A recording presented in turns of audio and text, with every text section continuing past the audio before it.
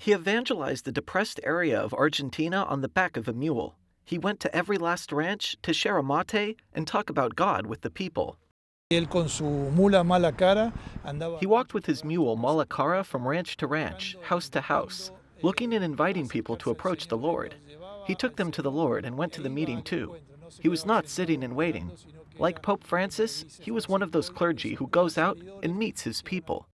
Father Jose Gabriel Brochero has been declared a saint. Pope Francis signed the decree recognizing his intercession in the healing of a girl who had been able to walk again after a debilitating stroke.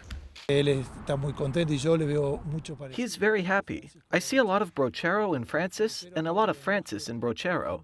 He spoke a language that people understand. Without a doubt, Pope Francis has a language that people understand, accessible and simple.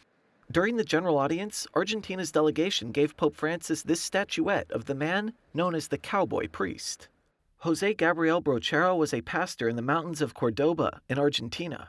He died in Villa del Transito. A few years later, the name was changed to Villa Cura Brochero. He will be the first saint who was born, lived, and died in Argentina. He is defined as a pastor who was like his flock. Brochero también nos deja un mensaje actual sobre. Brochero leaves a contemporary message, especially in this experience of a church that goes out, as Pope Francis invites us. The church in mission. That church doesn't sit still. The church that goes out to find.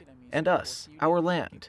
We have this really big mission that is possible, and from the good that makes our lives and our faith when one goes out to meet others.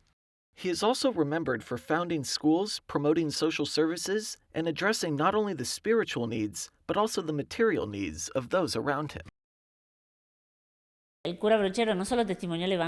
Brochero testified not only the gospel, but he also helped promote humanity. He built roads, schools, telegraphs, banks. He means so much to these people, and that's as if he's still alive.